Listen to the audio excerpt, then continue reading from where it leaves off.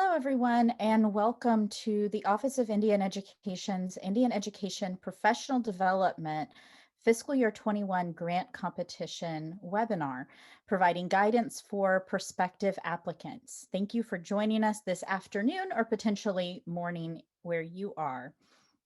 We want to go ahead and get started right on time as we have much information to cover. As we go throughout today, you may have questions. We encourage you to pop those over in the chat box. And we do have dedicated question times throughout our webinar today where we'll be able to address those. So as those questions arise for you, place them in the chat box and we'll address them as possible. If you do not know where the chat box is located, for most of you, if you look at the bottom of your screen, you should see a little talk bubble. And if you click on that, it will open up the chat box, and that's where you'll be able to post your questions. So you can post those there. That chat box is also where we'll be sharing any documents today. So when we talk about, we've posted over in the chat box a document for download, you'll be able to see that right there in that chat box. When it appears, you'll be able to click directly on it and it will download to your computer. So you'll have both of those options. We will have all of the participants on mute today to make sure that we're able to handle the questions through the chat box. So don't be alarmed if you're unable to mute yourself, but it's just to help us stay on time and cover all of the information. And with that, I'm going to turn it over to Dr. Sabas Burns and Ms. Hernandez.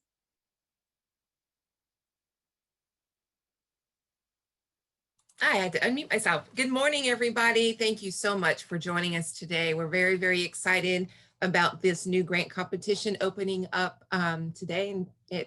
And we are happy to have you on here. We have chock full of information to share with you.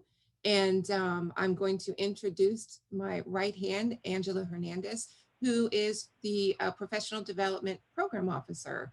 So Angela. Good afternoon, everybody. I'm Angela Hernandez. Good to see many familiar faces and glad you're joining us today for this conversation.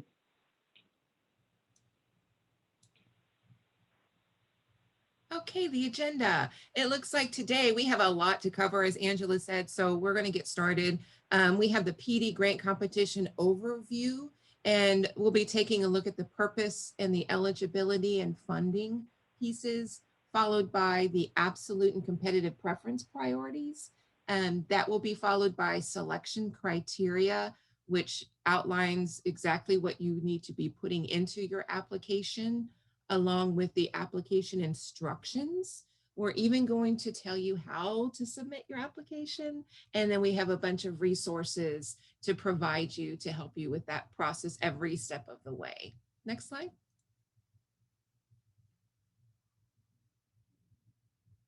Today's objectives, when you leave this, hopefully, the goal is that you will walk away with learning what is exactly in the fiscal year 2021 grant application package.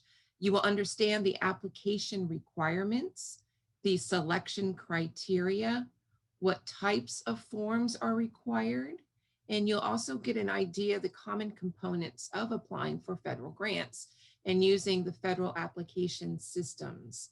And lastly, and very importantly, you will have opportunity to submit questions to OIE. Next slide. And I will turn it over to Sarah. Yeah, so now that all of you have been able to join and we've got most people connected, we do want to do just a quick poll.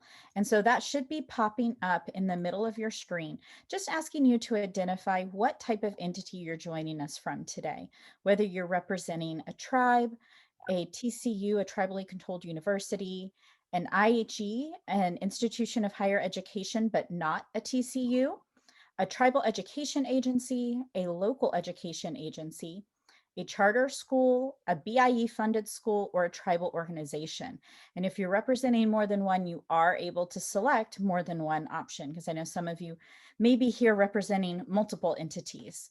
So if you could fast finger in your answer in our poll, it's super helpful for us as we're then going throughout the rest of the information. And it looks like most everybody has been able to answer the poll. If for some reason you're on a device where the poll is not easy to get to, sometimes if you're joining from a cell phone, it's hard to access, you are welcome to pop your answer to the poll over in the chat box. All right, it looks like most have answered, so I am going to go ahead and end that poll. And you'll be able to see we have a diverse array of folks joining us today. Looks like about half of us are from a TCU and about a quarter from an IHE, but not a TCU, but still good representation from tribes, tribal education agencies, local education agencies, and tribal organizations. So thank you for participating. Mhm.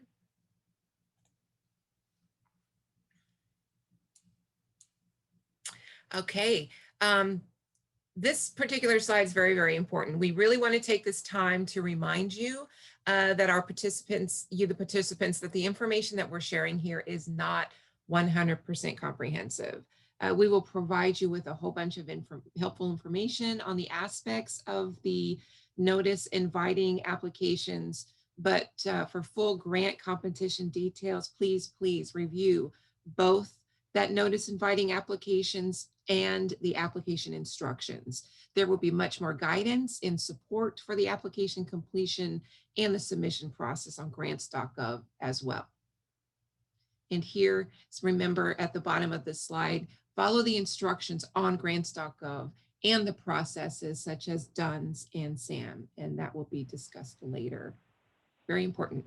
Next slide, please. All right, thanks, Donna. Appreciate it. Again, welcome everyone, and I'm glad you're here with us today. I want to get us started by walking through first the purposes, the funding, and the eligibility for the Indian Education Professional Development Program. Next slide.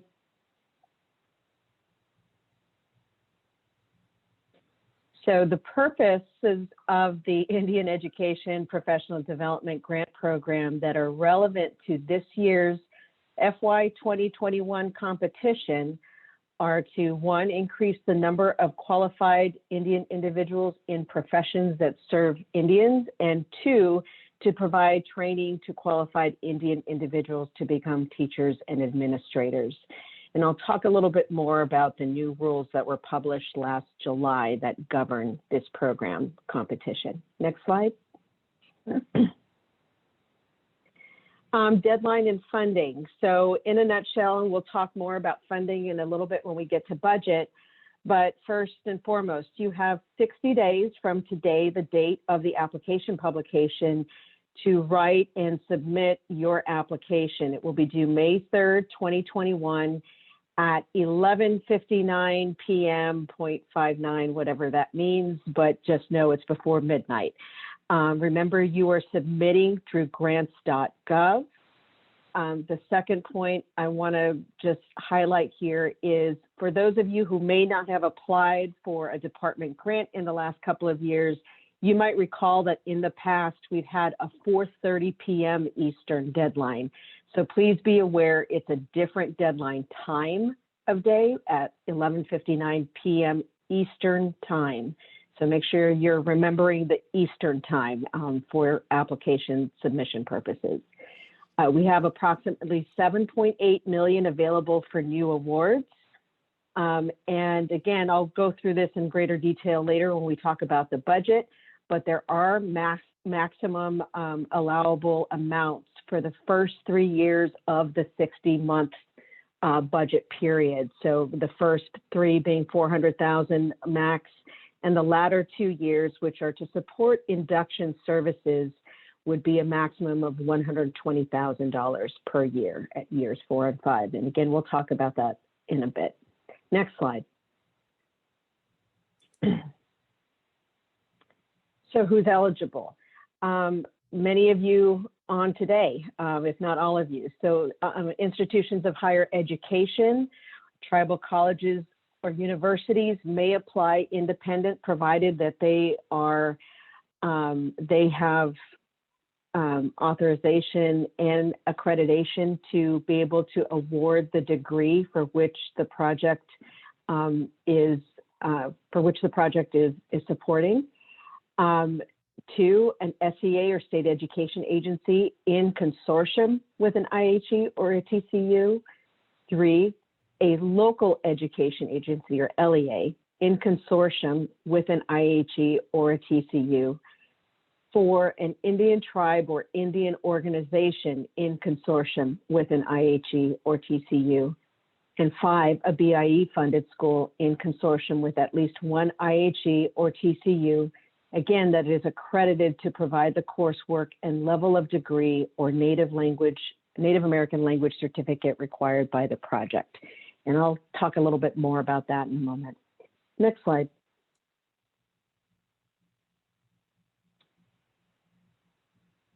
So many of those eligibilities are contingent on having a consortium agreement. So what do we mean by that? By consortium agreement, we mean that definition that's outlined in the department regulations in EDGAR, as we refer to it. So we say that first, it has to be a group of eligible parties that apply as a group.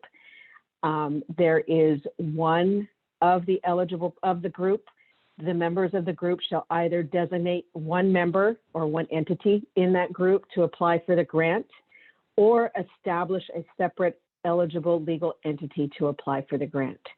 The members of the group shall enter into an agreement that details the activities that each member of the group plans to perform and binds each member of the group to every statement and assurance made by the applicant in the application. The applicant shall submit the agreement with its application. So that agreement is required if you are applying or required to apply as a consortium in order to be eligible. Next slide.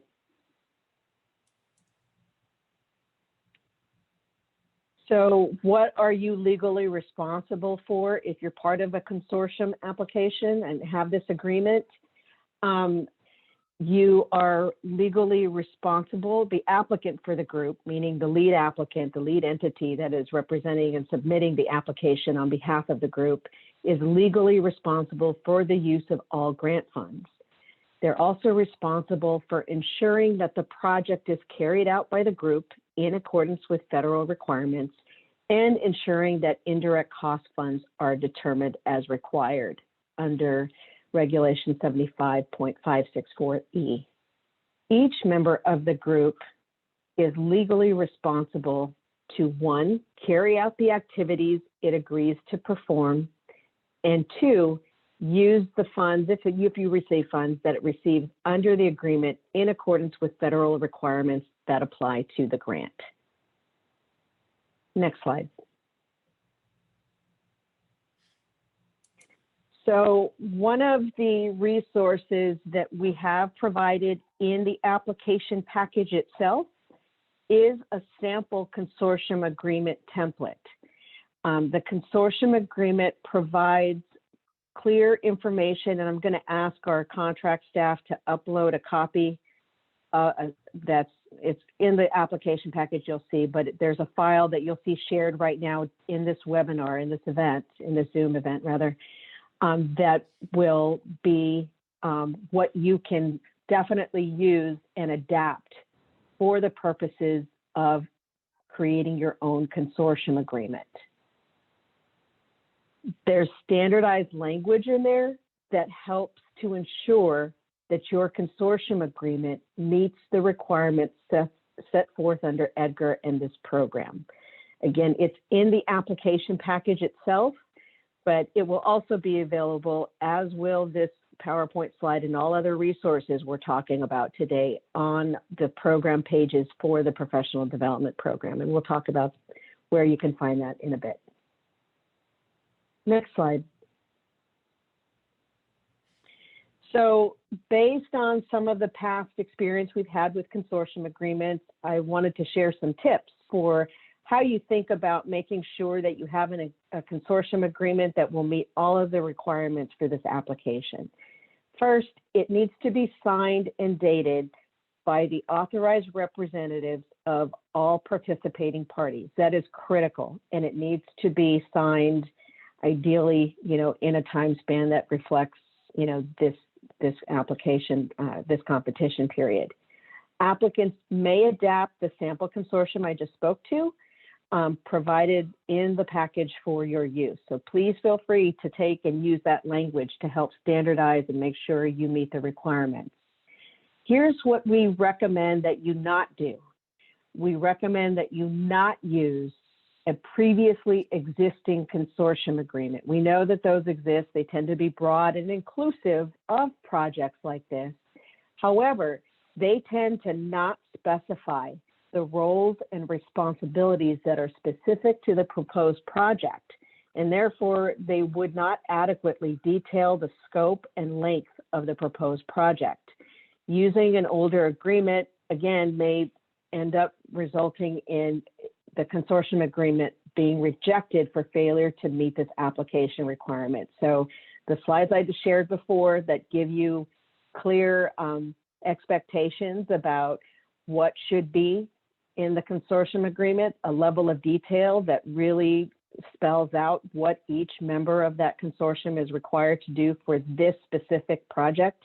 Unless you have a consortium agreement that's recent and that really reflects this project specifically, we would say, please make sure that you're adapting a new consortium agreement and not relying on an old one. Next slide, please.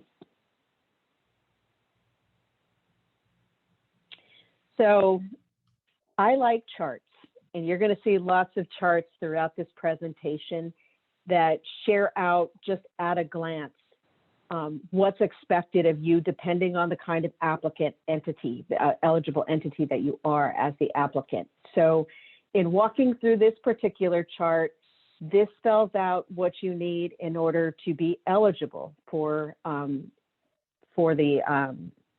program. So an IHE or TCU that has the authority, i.e. you're accredited to award the level of degree required by the project you're proposing, you do not have to have a consortium agreement in order to be eligible. A 2-year IHE or TCU that is proposing a Native American language instructor program that might require, depending on your state requirements, a 2-year degree also would not need a consortium agreement in order to be eligible. However, everybody else in every other circumstance would require a consortium agreement. So if you were a 2-year IHE or TCU that is still proposing a teacher or administrator program that requires a 4-year degree, then yes, you need a consortium agreement with an IHE or a TCU that can award the level of degree or certificate required by the project. The same would go for SEAs, LEAs, Indian tribes, Indian organizations, and BIE funded schools. Next slide. So before we go any further into some of this, I want to talk about what's new in the FY21 NIA. And when I say new, what's different from prior competitions in order to inform what the implications of those new items are for the purposes of meeting application requirements and completing and addressing the selection criteria in this NIA. So as I mentioned, we had some final rules. We established rules for this program that were issued last summer, as many of you know. These new rules expanded the scope of what can be allowed for programs with respect to the type of teacher. So we are allowing native language certificate training. We have a new definition for the type of, in this case, district or LEA, and we refer to it as high proportion. It's a statutory definition that now, based on rulemaking and tribal consultation, will govern where your participants who successfully complete the program have to complete their service payback obligation. So this is an important piece, and it is related to the new requirement, which is a letter of support from LEAs. that would be potential employers of your successful participants. So that definition has implications for both of those. Next slide, please. Next slide, we talked about the final rules, and there's a link there to that. You can reference those at your leisure.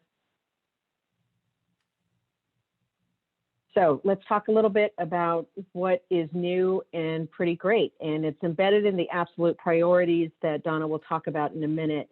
The native language certificate is a result of our amending one of the program regulations to now include institutions of higher education that are accredited to provide a Native American language certificate.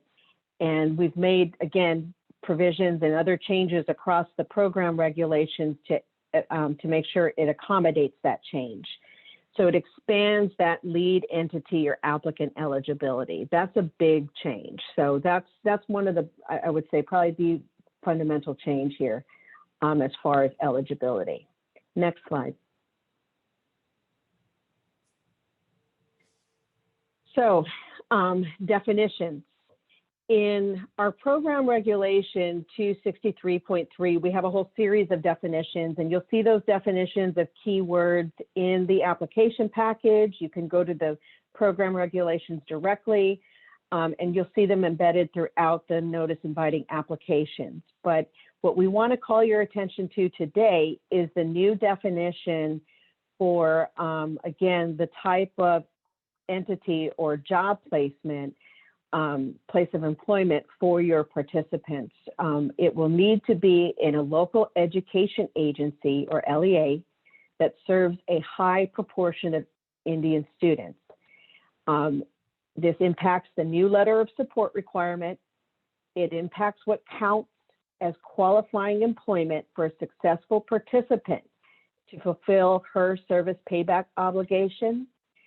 And we're going to talk later about where you can go for getting that information, i.e. where you can go to make sure that the LEAs you're looking to partner with meet that definition. Next slide.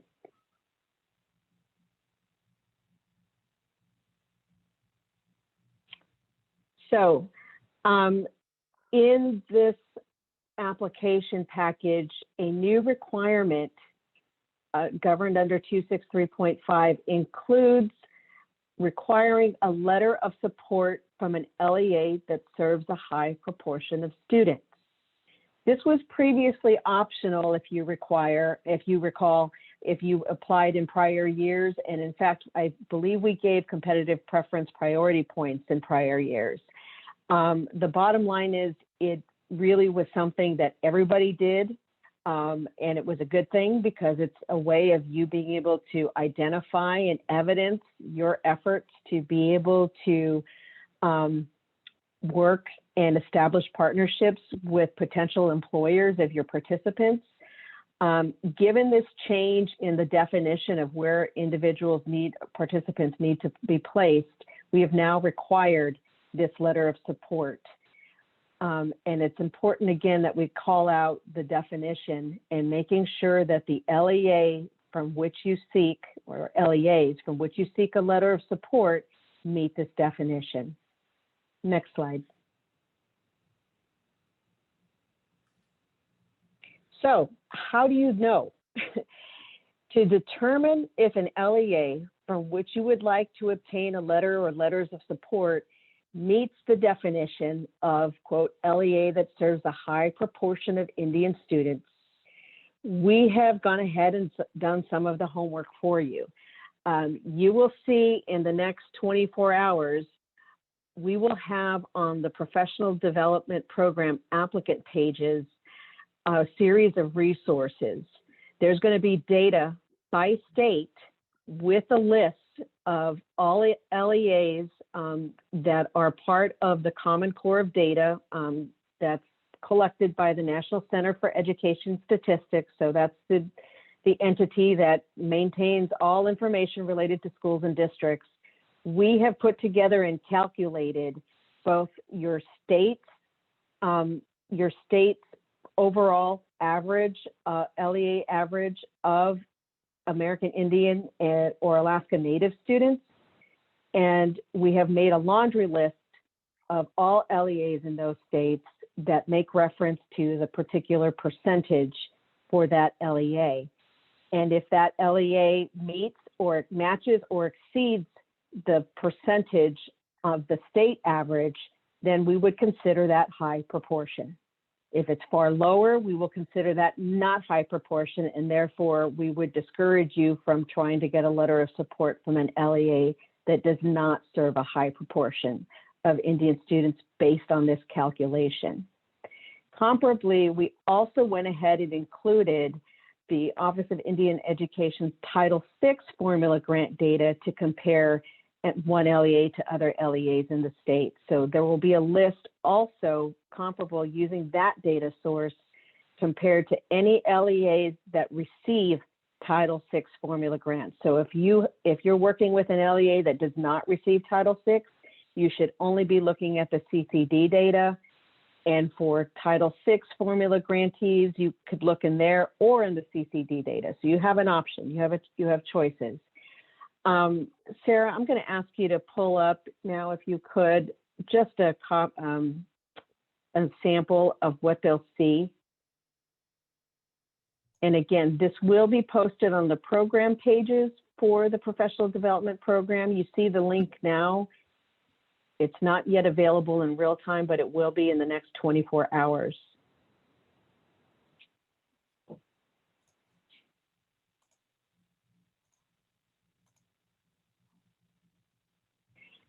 So as an example, thank you, Sarah, you see here the state of Arizona.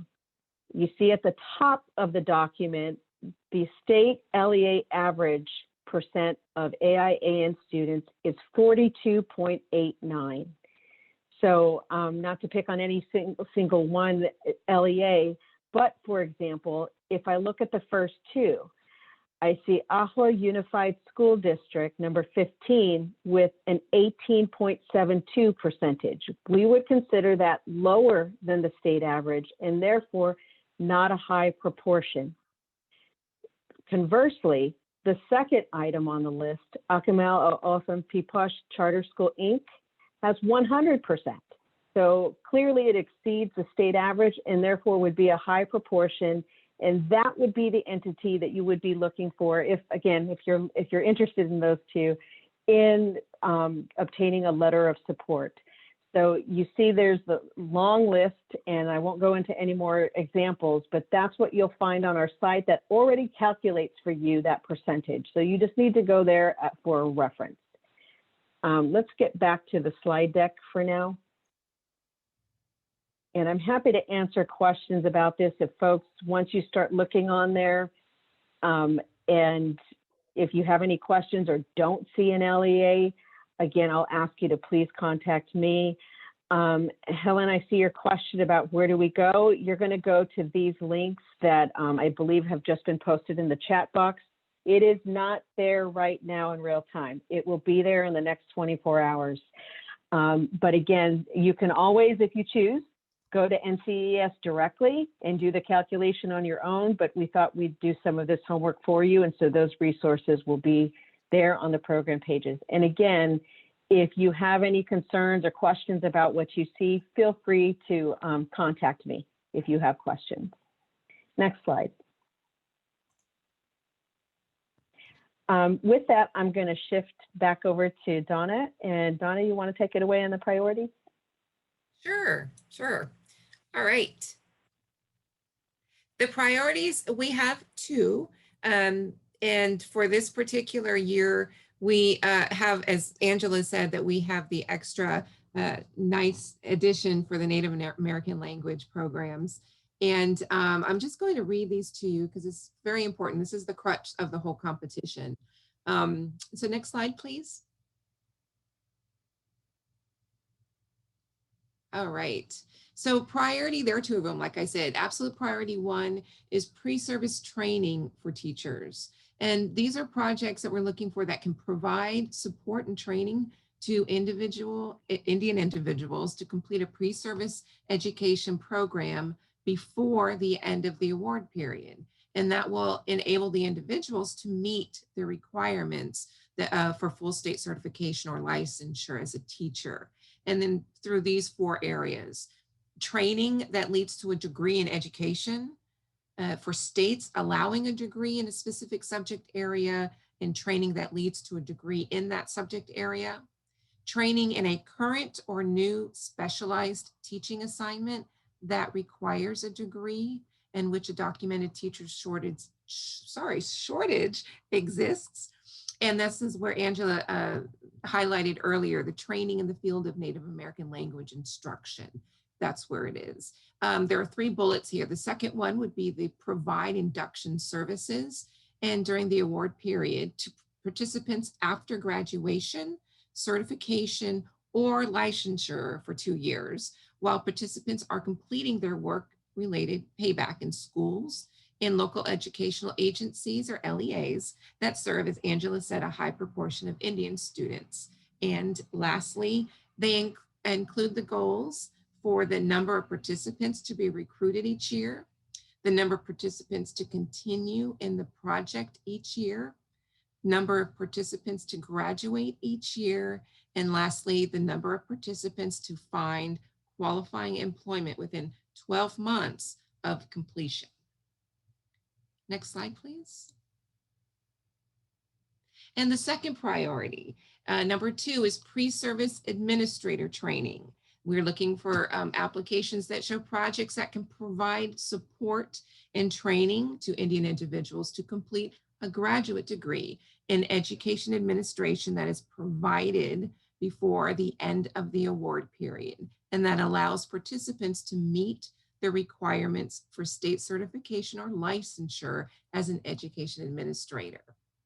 Also to provide induction services during the award period to participants after graduation, certification, or licensure for 2 years, while administrators are completing their work-related payback as administrators in LEAs that serve a high proportion of Indian students.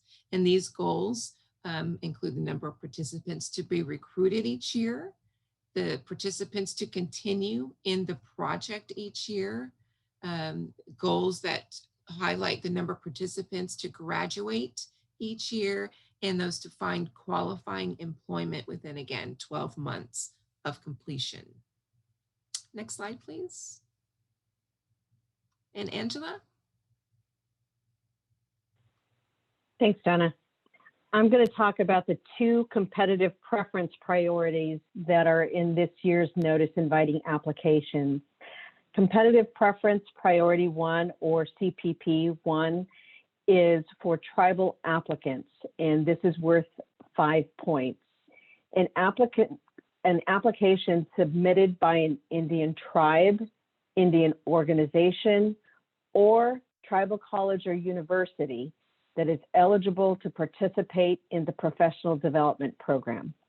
A consortium application of eligible entities that meets the requirements that we described earlier and includes an Indian tribe, Indian organization, or TCU will be considered eligible to receive preference under this priority only if the lead applicant for the consortium is the Indian tribe, Indian organization, or TCU.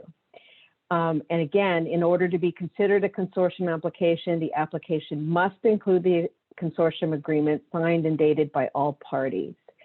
And I will ask you to go to the next slide. Competitive preference priority 2, or CPP 2, are for consortium applicants with non-tribal lead. So a consortium, that's worth 3 points. And again, this is if you have a consortium application that includes an Indian tribe, Indian organization, or a TCU, but they are not the lead.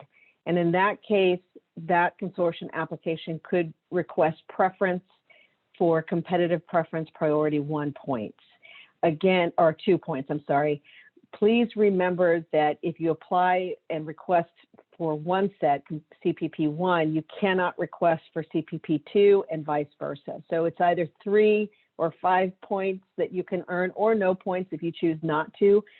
be considered for either, dependent on the makeup of the applicant group or lead. Next slide. And this chart just gives you a quick at a glance of the CPPs and what each applicant can be considered for, depending on which absolute priority you apply under, right? So applicants that propose the teacher training program, again, CPP 1 or CPP 2, and same for administrator project, CPP 1 or CPP 2. The other item I'm going to mention now, and I'll probably repeat this at some point, is I know we've had questions recently and in the past regarding whether applicants may apply under both priorities in a single application. I will say we discourage that. We strongly encourage that if you intend to apply for consideration under both absolute priority 1, meaning you're proposing a teacher training project, and your entity wants to propose an administrator training project, we strongly encourage you to submit 2 separate applications in order to ensure that they are evaluated based on their own discrete merit, and that you don't suffer or potentially compromise the points that you might earn for one project over another. So I would again encourage 2 separate applications. Next slide.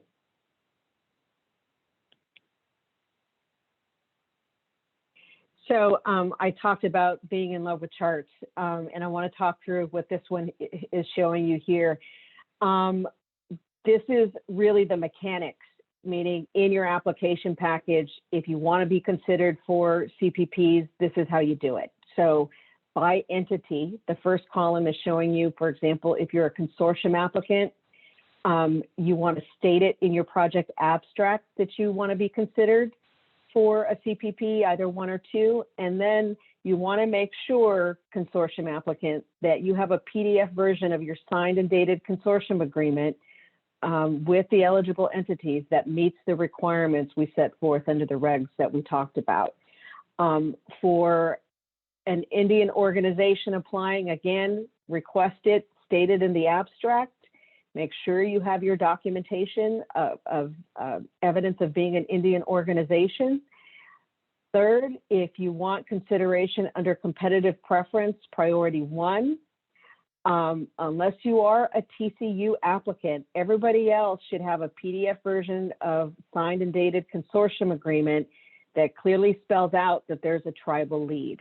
And for CPP2 consideration, you want to make sure that you have a PDF version of your signed and dated consortium agreement of eligible entities that meet the requirements. And again, under CPP2, a tribal entity just needs to be in the consortium. They are not the lead. And then finally, again, if we'll get to this later, but if you're requesting funds for indirect costs, having a valid indirect cost agreement included in your application. I'm going to stop right here, next slide, and just stop to see what questions have popped up. Yeah, so we had, And oh, go ahead. yeah, the first question here. So if a local education school took the lead with a high proportion of Indian students and entered into a consortium agreement with an eligible university, would they only qualify for up to 3 competitive points? Yes. Okay.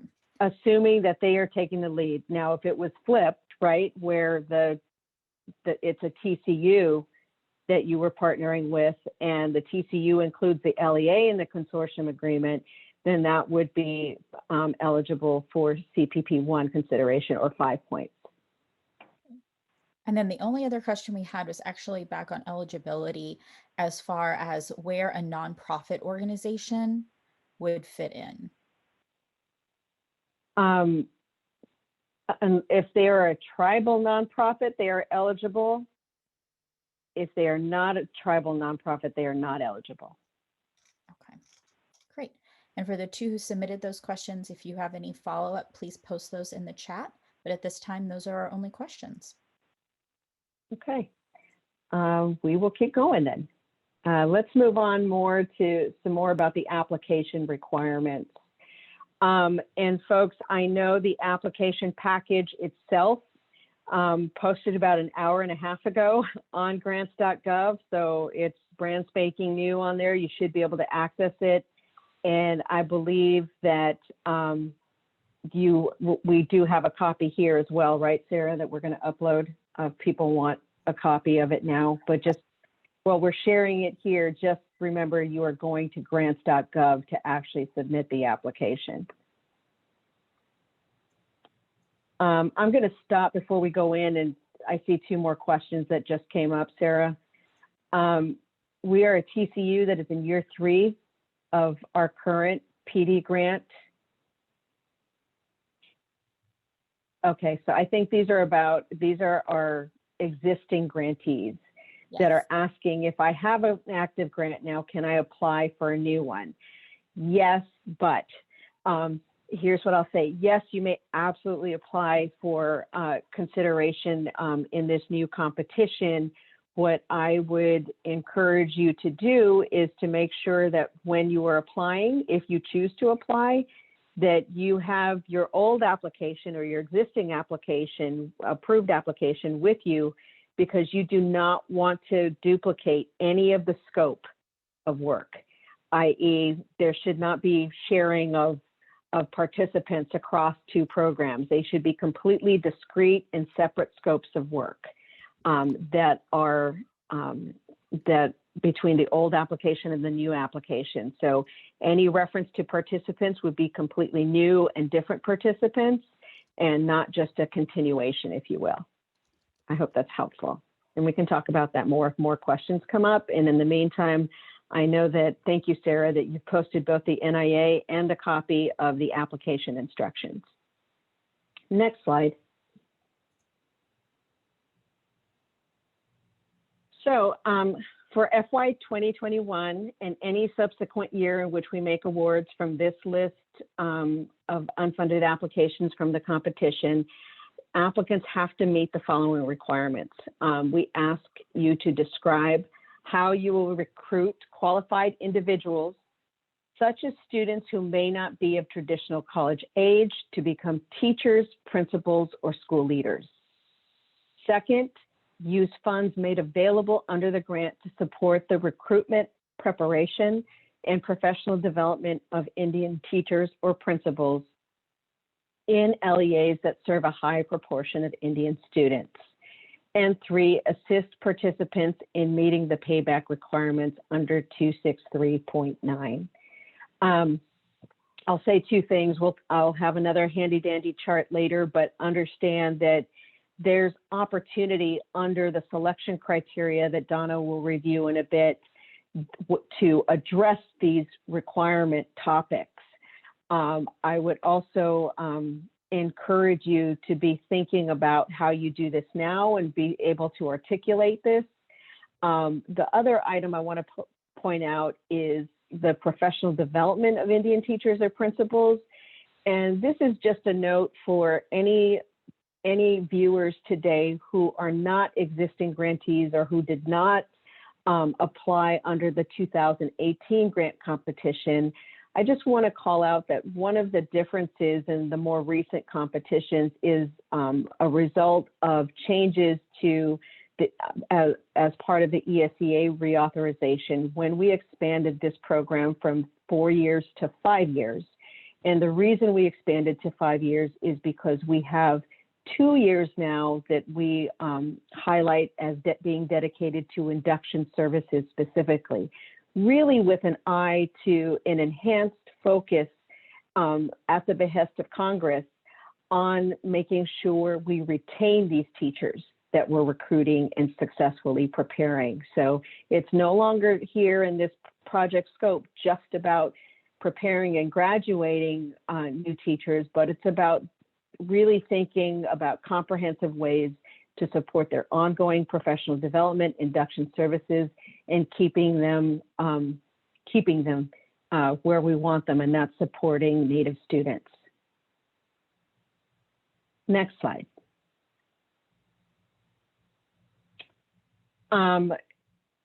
The application requirement for letters of support. Again, we talked about this already, but we ask or require that you submit one or more letters of support from an LEA or LEAs that serve a high proportion of students. Please make sure that those letters include an agreement on the part of the LEA to consider your program graduates for employment, evidence that the LEA meets the definition of LEA that serves a high proportion of Indian students, like we discussed, and 3, the letter includes the signature of an authorized representative of the LEA. Next slide. So this is another item that I will share, again, to assist you with this requirement, this letter of support requirement. We went ahead and provided an example of this letter of support, not in the application package, but we provided on the professional development program web pages in the resources section where all of these other resources we're talking about today will be. Sarah, thank you. Our contract staff, again, has just uploaded this file into this Zoom meeting. Again, it's just a standardized sample. You see the actual language from the sample here in front of you. I'm not going to read it all, but I will point you to the highlighted areas toward the bottom of this slide that are talking about making sure that you are calling out in the letter evidence that you meet the definition of high proportion, or that the LEA rather meets the definition of high proportion. And we make reference to the very resources we just talked about. You can just cite the link to the MCES CCD data or the Title VI data, or if you have another source, giving us that other source in just building it right into your letter. So again, take a look at the sample. If you have questions about that afterward, again, and you need time to look through it, which you will, feel free to email me and I'm happy to address any questions you have on that. Next slide. The other application requirements to be aware of, again, I mentioned this briefly earlier. If you're applying as an Indian organization, demonstrate that you meet the definition of Indian organization as defined in the package. So please take a look. And D, if you are an affected LEA that is subject to the requirements of Section 8538 of the ESEA, please consult with appropriate officials from tribes or tribal organizations approved by the tribes located in the areas served by the LEA prior to its submission of an application. And this is a requirement under ESEA Section 8538. If you are an LEA and you are not sure, again, you can feel free to send me questions offline for your specific example, and I'm happy to talk that through with you.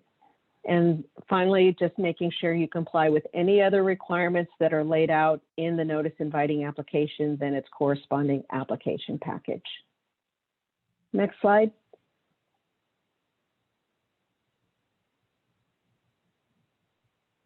So application requirements, again, this is the mechanics. This is where you make sure that you're meeting all the requirements in the application and where you address them. So we'll walk through this again toward the end as we talk through the application package itself. But one or more letters of support, your LEA letters of support should go into the other attachments section of your application, and you'll be instructed where in grants.gov. Where do you address those other 3 items about recruiting qualified individuals, including non-traditional? And those other 2 items just below it. Again, you'll see in this chart where and which specific sub-criterion within the selection criteria where you can address these items. So again, just be sure that you're calling those out and addressing them in the corresponding selection criteria response or in your project narrative. And then finally, describing how you meet either absolute priority 1 or 2 Again, there are sections that we highlight here that Donna will go over shortly within the selection criteria where you're addressing those specific items.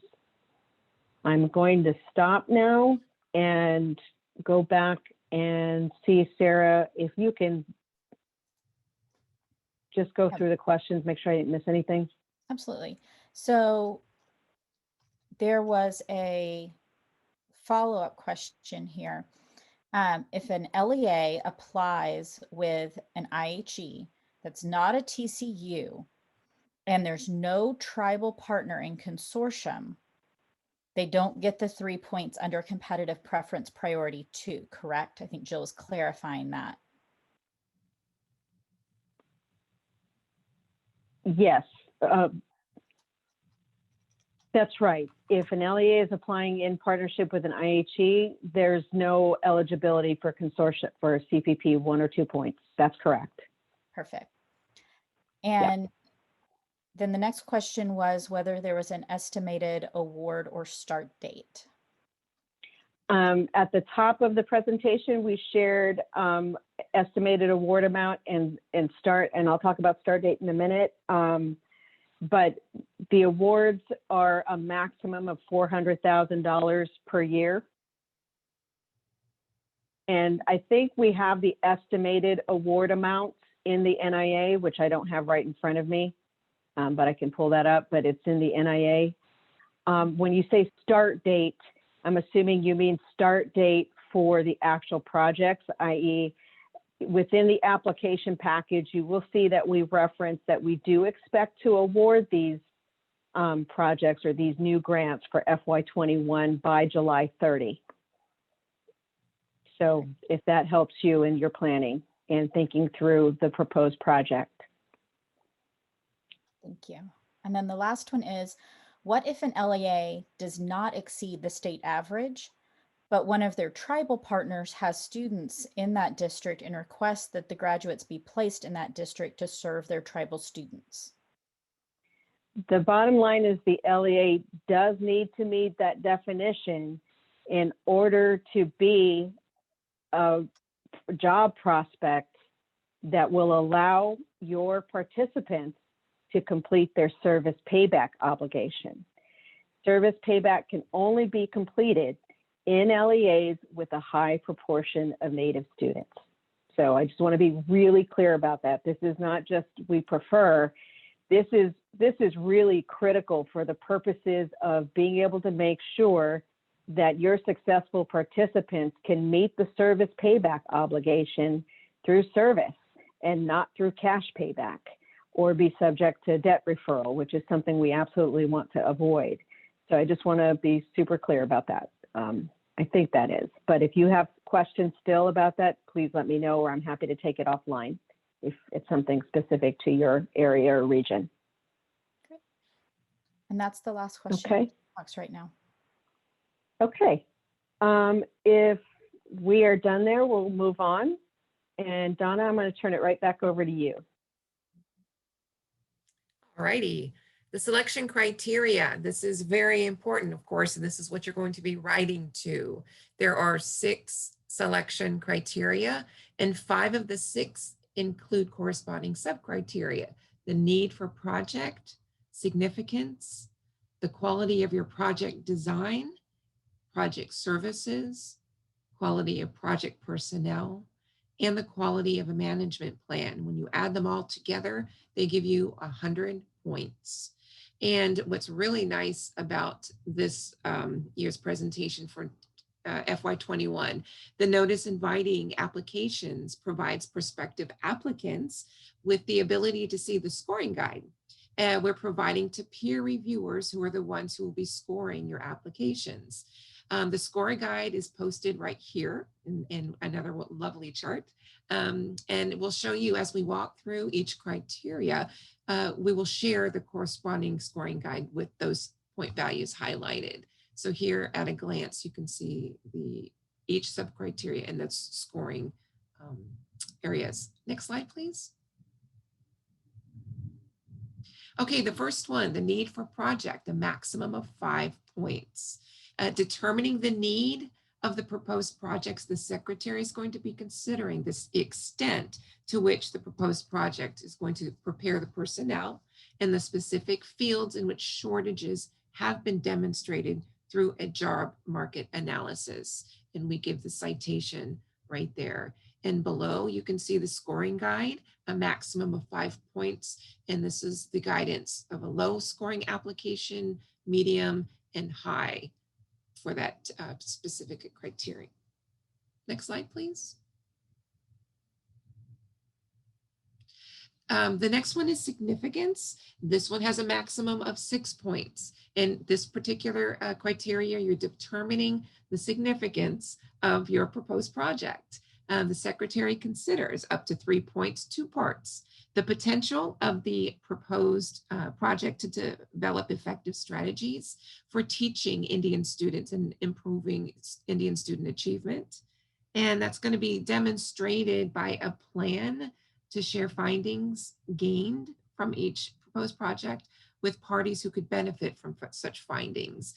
And here we're talking about other IHEs who are training teachers and administrators who will be serving those Indian students. And the second part is up to 3 points, and the likelihood of the proposed project that will build local capacity to provide, improve, and expand services that are that address the specific needs of Indian students. Again, the citation 34 CFR 263.7, and again, that scoring, excuse me, rubric. Next slide, please.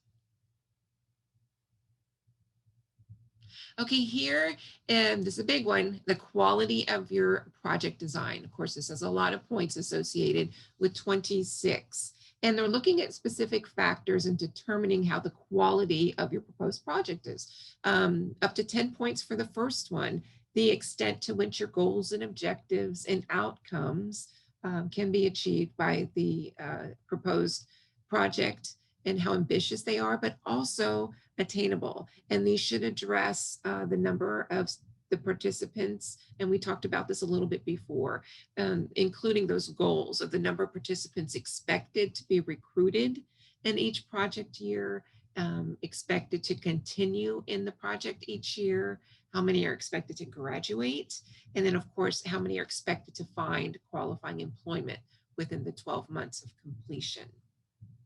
Number 2 of that project design, looking at how well the proposed project has a plan for recruitment and selecting the participants. And this may include students who may not be of traditional college age, that ensures that program participants are likely to complete the program, and to be able to demonstrate this in this particular criteria is very, very important.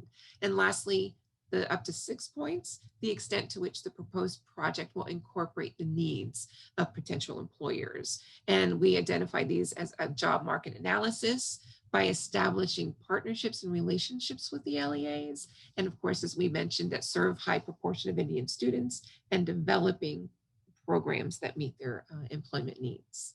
And those two you can see separated with the point value below. Next slide, please.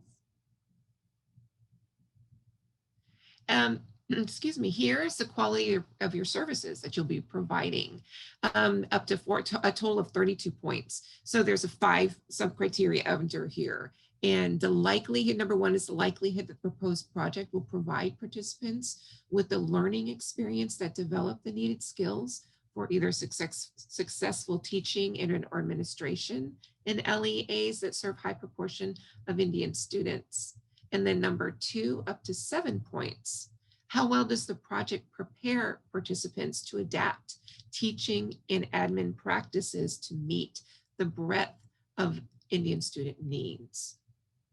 Up to 7 points, the extent to which the applicant will provide job placement activities that reflect the findings of a job market analysis and those needs of potential employers, and that offer qualifying employment opportunities.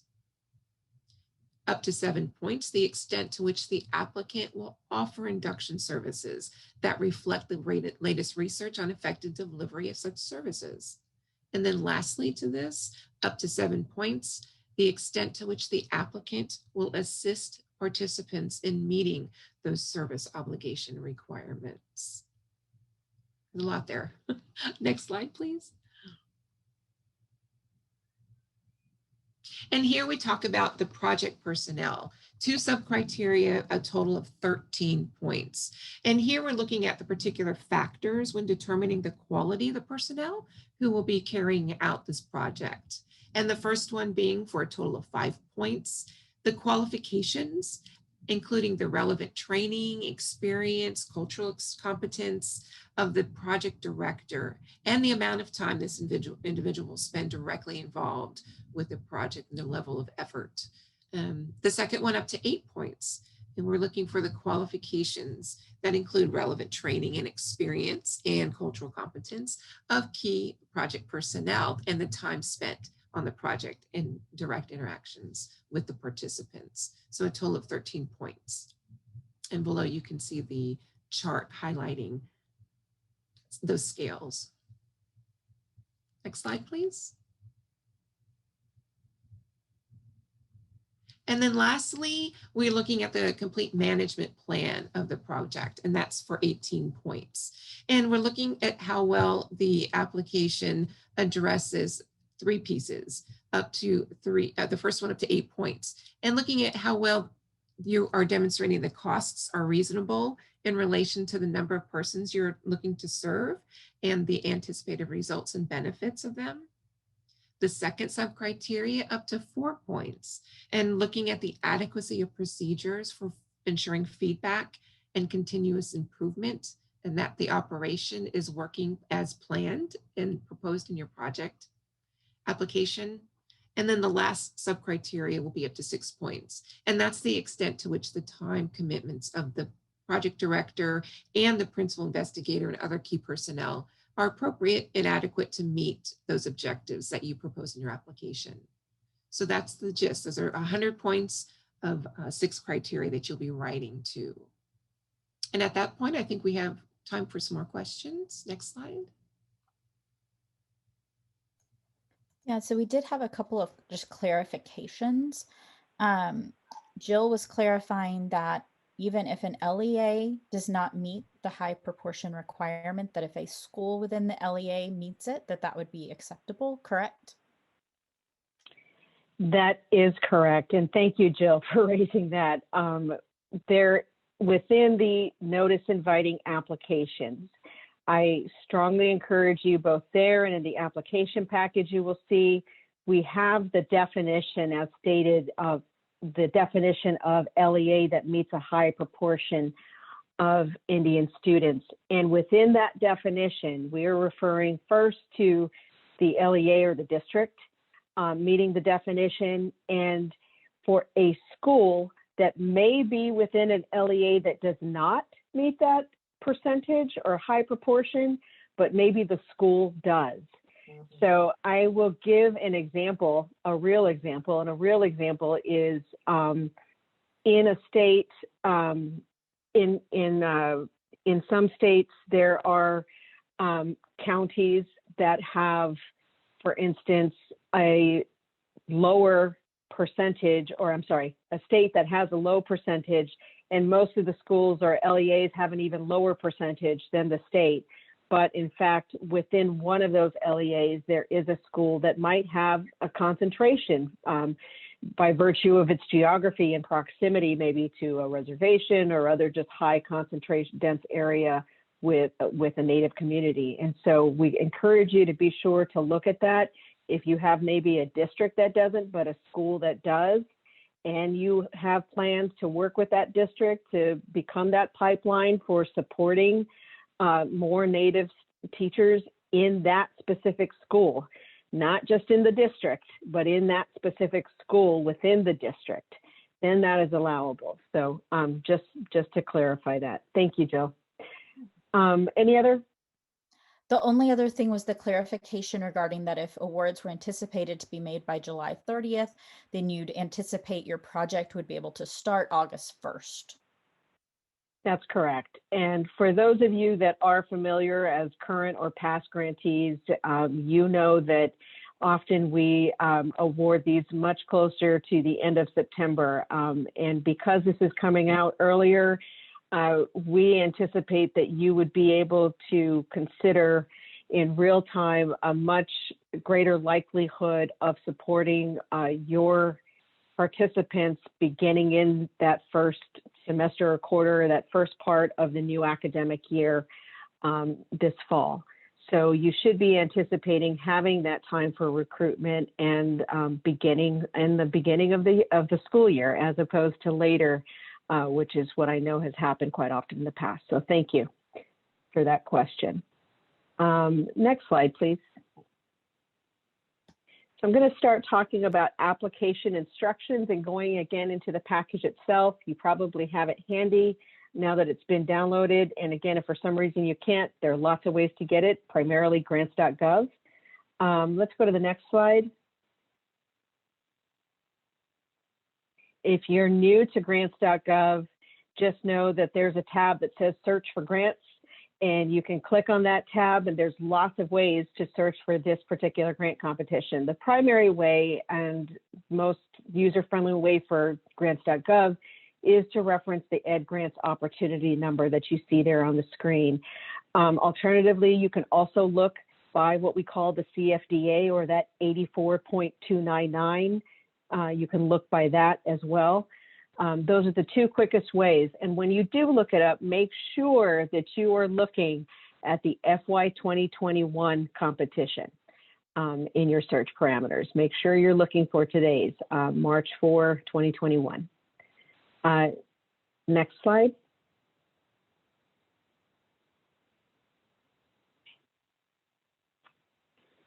So within both the NIA and the applications instructions package that you have a copy of right now, you'll see a reference to the common instructions for applicants. And that gives you a lot of the nitty-gritty around what you need to register, to have your DUNS, to register in SAM, all of that good stuff. And so please make sure that you're looking at those common instructions, because it's not just stated there anymore in the notice inviting applications, that those concrete mechanics of getting to a point where you can apply is spelled out in these common instructions. We have the PDF link here. It's in the NIA directly as well, but just want to make sure that you're aware that those how-tos are really at a different place.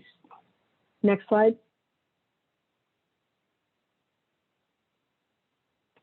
So I'm going to walk through the application instructions, and what you'll see if you're following along in that application package, or even if you're not, just the core elements of the application package.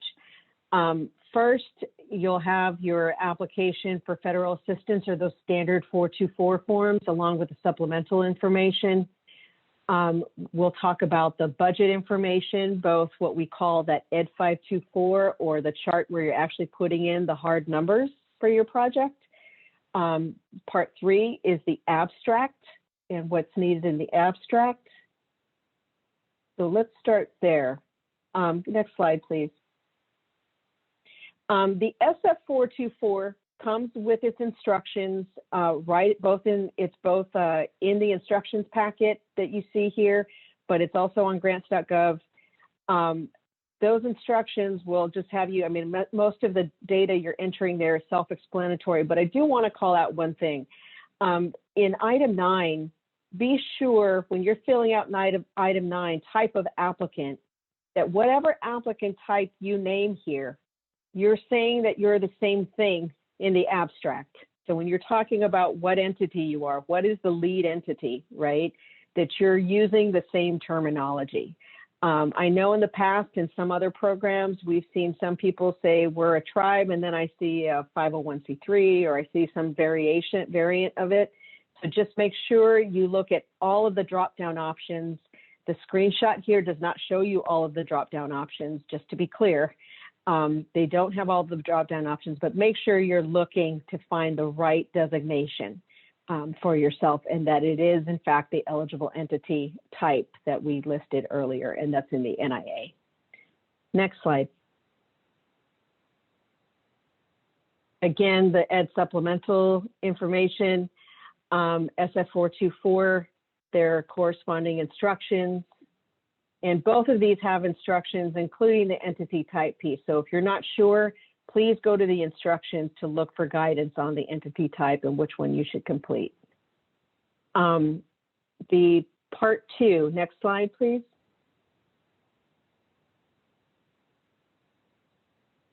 So now we're going to talk about the budget. Again, there are 2 places that you're talking about your budget. One is this budget form, the Ed 524, Section A. You certainly have the option to complete Section B, which is non-federal funds, meaning any other funds you might be contributing. That's optional, but you must complete Ed Form 524. You must provide all requested budget information for each of the 5 years of the project. Remember, that's up to 60 months.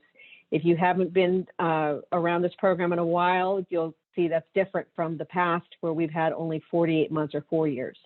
So it's five years, 60 months. We provide a lot of guidance, both in the program regulations and in the NIA about allowable costs, especially because this is a training grant program.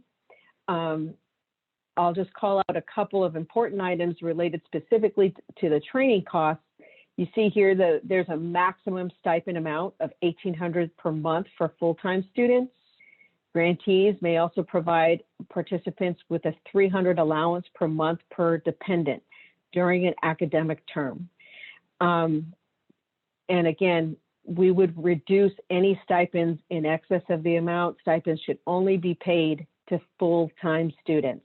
So make sure when you're trying to determine and calculate those projected costs that you're really thinking about what the expectation is within your program for how you're counting those. Here at the bottom, you see just a quick screenshot again of the maximum amount allowed per year.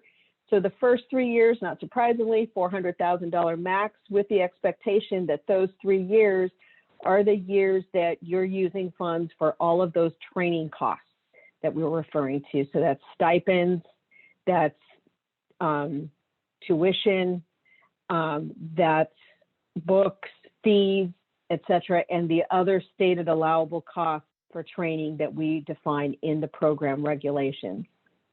There's no minimum amount, and then in years 4 and 5, again, far fewer dollars because the expectation is participants will have graduated, and therefore that 2-year period, those funds are really direct cost funds and funds being used in order to pay for services that support induction services and professional development for your successful participants.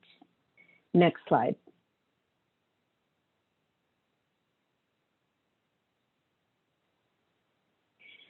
So the next slide is all about fund indirect costs. I'll say just briefly, this is a training grant program again. So in general, the indirect cost reimbursement is limited. So indirect cost reimbursement is limited to 8% of a modified total direct cost base, or your negotiated indirect cost rate agreement, whichever is less. So in fact, if you have a rate that is even less than that, then it should be the lesser amount. Indirect costs in excess of the 8% limit may not be charged directly or charged to another federal award. Again, there's more guidance on that, and I just want to note that limitation on indirect costs for training grants does not apply to agencies of state, local, or tribal governments. I won't go into any more detail today, but if you have questions or concerns about how you calculate that and you are a tribe, then please reach out to me separately and offline, and we'll get your question answered. Next slide. So again, as you calculate indirect costs, again, being sure for the purposes that you're defining, you're calculating indirect costs based on a modified total direct cost base.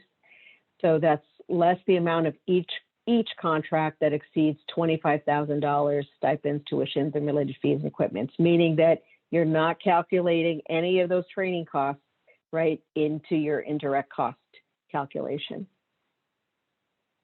Next slide.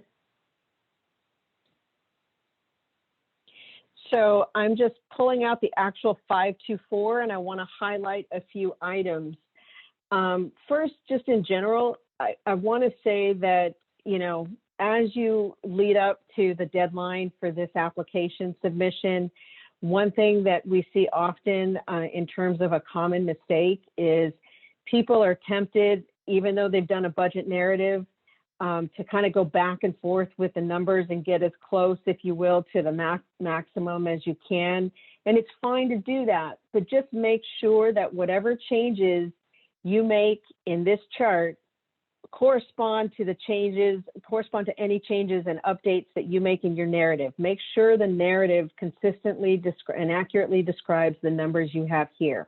If it does not, we will reduce funds based on anything you're not justifying in your narrative. So make sure that those numbers match as you go back and forth between your narrative and your 524 form. And again, those could result in budget reductions. I want to share a couple of other quick things about this. One is just remembering that your tuition and fees, all those other allowable training costs, as we call them, stipends, dependent allowance, et cetera, are what go into that number 11 training stipends line. We do expect that you were completing all of those items highlighted at the bottom, the indirect costs.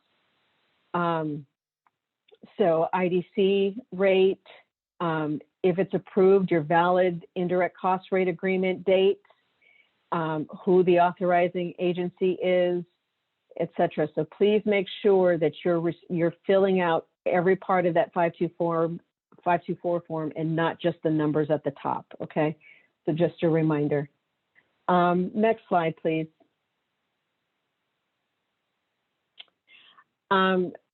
So this is just a quick example of calculating indirect costs for a training grant, and one thing to consider. And so you see here in my example, I'll just say that we quickly tally the direct costs, meaning the cost of your coordinator, you know, director, et cetera. There was corresponding fringe.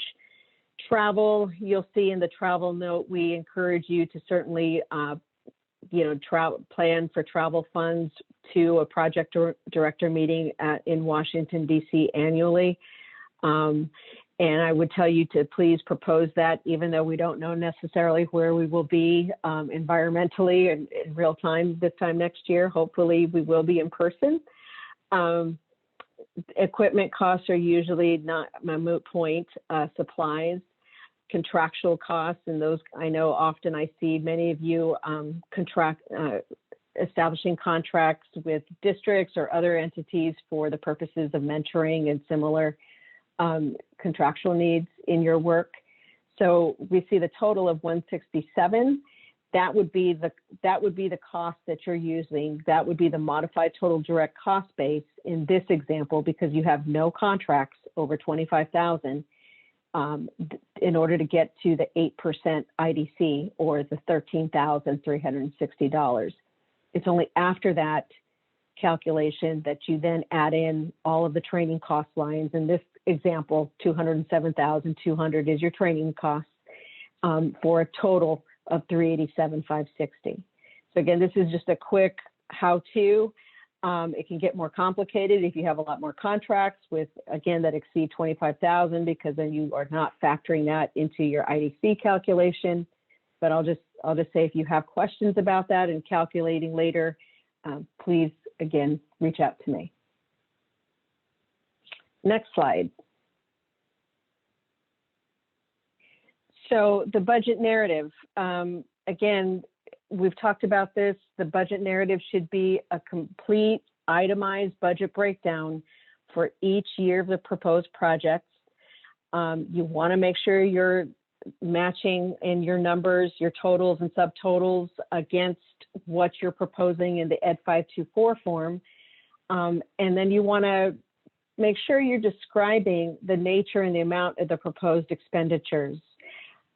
Provide enough details so we know what it is you're planning to do with those funds. That's really important. So I'm going to go just back for a second to, let's go to the next slide, to that example that I was referring to earlier in calculating indirect costs. And you saw in the training stipends category, we had 207,200.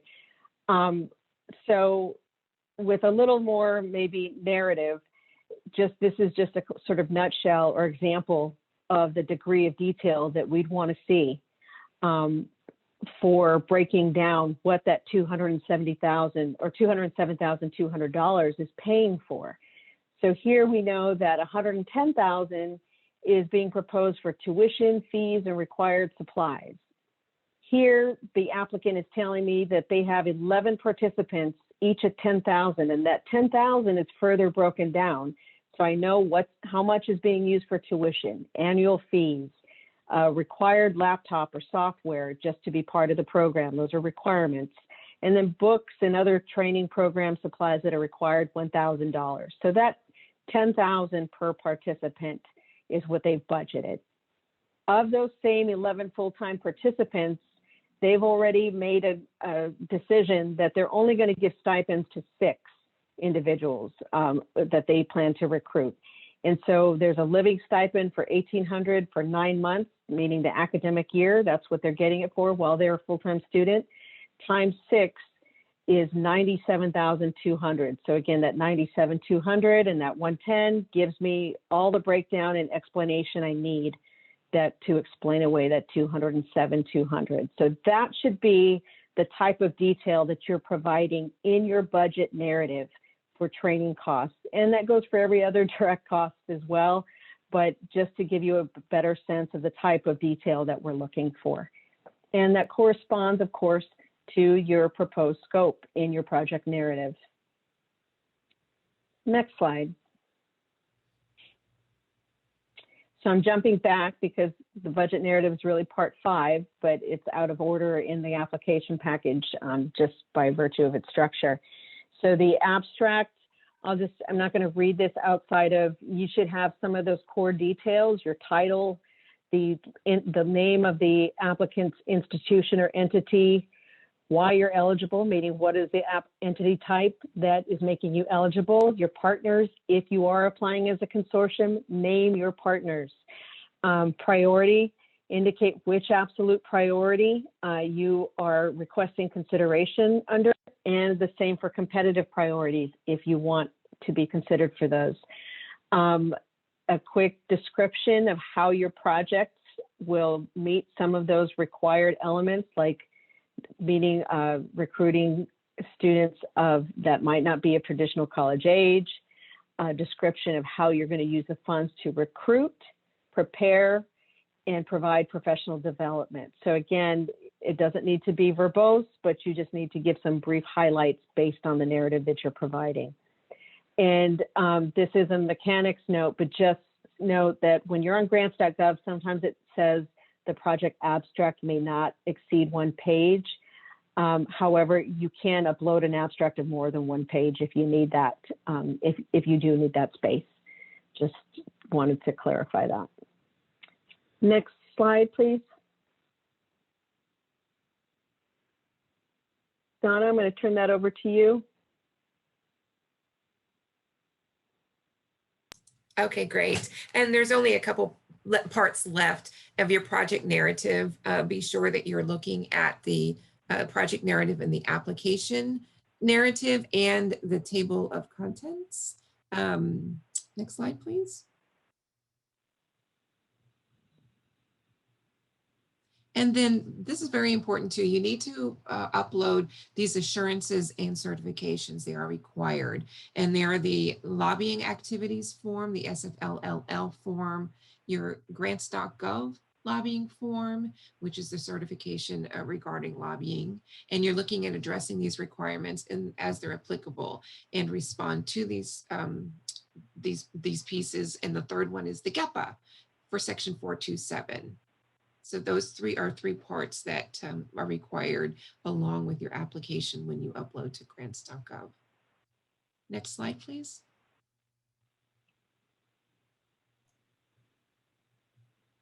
All right, so in this question section, we had a question and a clarification. So the question was, what's the best option for a TCU to select in item 9? And Jill had mentioned that TCUs don't fit under H or O. So I, J, or K would probably be the most appropriate, and wanted to check with you for further guidance. Sorry, making sure I wasn't muted. I'm going to get back to everybody before we finish. I'm actually looking at the form now. So give me 1 second to add that clarification. Great. And then the other question was, a tribe or TCU will get maximum priority points of 5 as lead applicant, so there would be no need for a consortium agreement, but they would need to do letters of support. Is that correct?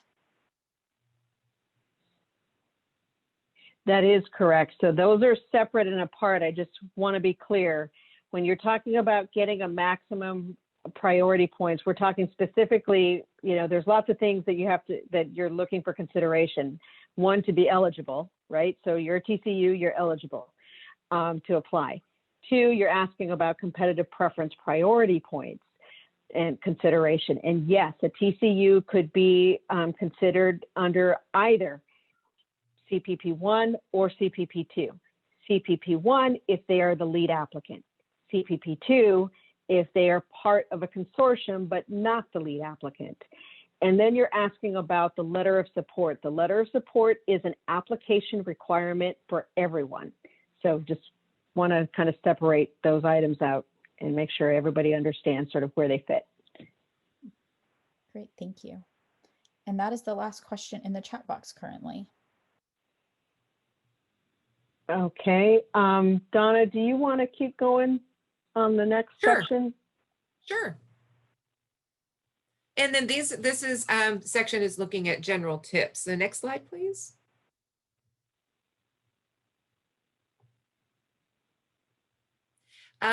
If I could give you any advice, it's read. Read the notice inviting applications from beginning to end before you even start, and then read it again. Read your application before you start, and then read it again. Read the instructions before, during, and after writing, and to make sure that you are capturing all the pieces of this application, sub-criteria and criteria, and make it easy. You want your reviewer who's going to be reading this to be able to easily understand your information. You want to make sure that you're addressing every piece and every selection criteria at depth in easy to read format. Grants.gov, SAM, you've got to start your registration process early. It is not automatic. People think they work up to the wire. They don't have time in the end. It takes grants.gov a while to process these applications. So please start that early. Proofread, again, proofread. Everything you do, proofread to make sure, again, it's clear, and do not wait till the last minute. And then again, there is the link of where to submit your applications. Next slide, please. Here's a couple of tips for sam.gov. Make sure you register and confirm your updated registration. Do that now if you're planning on applying. Do it as soon as possible, and we give you the link there. Any of the user guides, the videos, other helpful guidance is again on this list. The primary information about SAM, it's available at that link. And to provide additional help with obtaining and registering your DUNS number and your TIN in SAM, or updating your existing SAM account, the Department of Education has prepared a sam.gov tip sheet, and you can find that there, and very helpful in getting that completed. Next slide.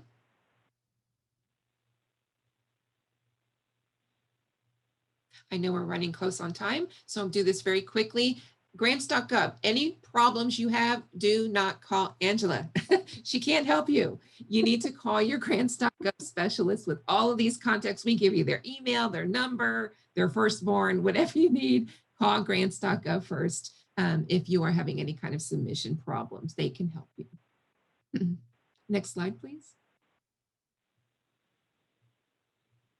And we have some wonderful links. Will be, as Sarah mentioned earlier, we will have links uploaded to our webpage that will show this recording in the slide deck.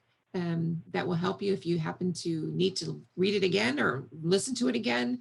You can find it on the page. I think Sarah, thankfully, she just put that link in there again. Please go there in the resource page part of that web, and you can access this again. We will be doing the exact same webinar on March 25th. There will be no new information. It's the same information, just giving it again at a later date. And lastly, questions. Next slide. So Donna, I'll just call out for anybody who might happen just to be on the phone and is not seeing the screen for any reason. We had a good question come up earlier based on that question 9 in the SF424. I was advising folks to make sure they pick the correct entity type that's consistent with whatever they describe themselves in their project narrative. And we found that, of course, in my screenshot of that particular question on the slide deck, it only showed you a few of the options that are available. So please know that if you are a TCU that is looking to apply and you're completing the SF4 question 9, there's an option to select. It goes all the way down to, I don't know if it's Z, but close to Z in terms of entity types, and TCU is option U. So they're all with alpha references. So please, if you are a TCU, there is a TCU, and there is also an Alaska Native and Native Hawaiian serving institution reference as well, if that's where how your entity identifies. Okay. I don't see any other questions, but I'm here for a few more minutes and happy to take any as you think of some. Just a quick note, again, you'll see my name on the notice inviting applications, and I will take any and all questions. Email is ideal.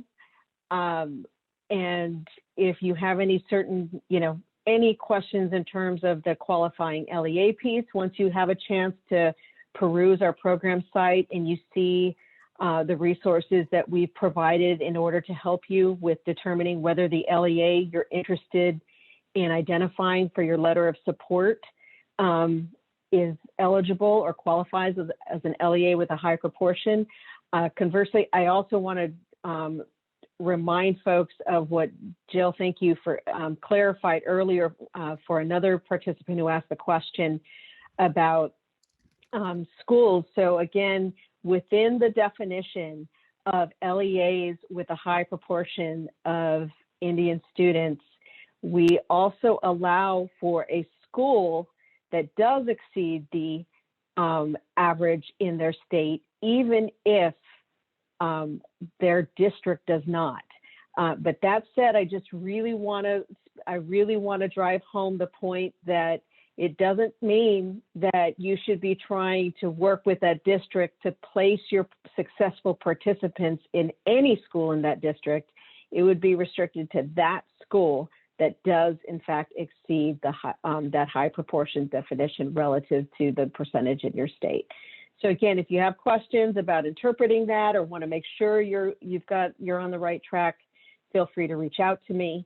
And again, these resources will all be available on oese.ed.gov/OIE, and you have the links there. They're in the application package as well, and you will see those resources, all of them online on those program pages by tomorrow. But in the meantime, you should be able to go into grants.gov and access everything now to get started. And I can't drive home enough the point to please go into SAM. While many of you have probably know that you've registered there before, make sure all the data is up to date and there's not any kind of renewal or updating that needs to happen. So please check on those early and often. There are no late applications. I do have one other important note that I want to make to those of you who are like me and like to wait until the last minute to do things. I want to call out that you will see on grants.gov that the deadline, of course, is May 3rd. I know that our system, our G5 system, is going to be down for maintenance on May 1st and 2nd. So there might be delays on our end, not on your end, in submitting in grants.gov, but there could be delays on our end in seeing who does and does not actually make the deadline. So if you're turning around and asking me immediately for answers about that, I might not have it because it might take our system more time due to some maintenance updates happening in G5. So how to avoid that? Submit your application before the deadline, well before the deadline. Give yourself that breathing room. You have 60 days.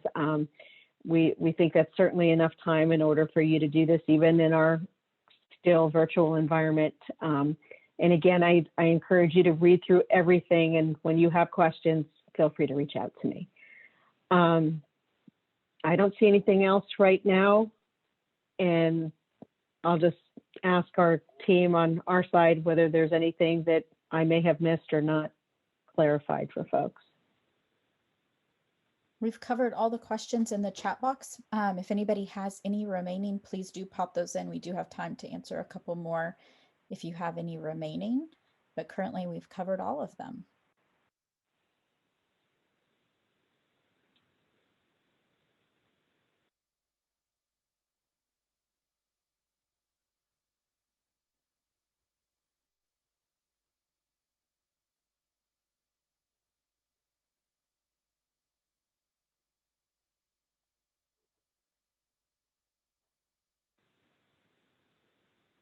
That's right, Renuka. It's good bedtime reading.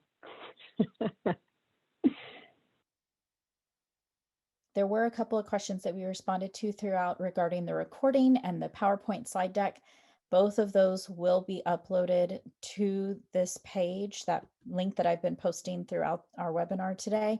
So that will be up by end of day tomorrow, so that if you did join the meeting late or you want to review any of this with your team, you'll have access to both the recording and the slide deck, as well as at that link, you can register to attend the second webinar on March 25th, which will be a complete duplicate of this webinar. It will be the exact same content and information.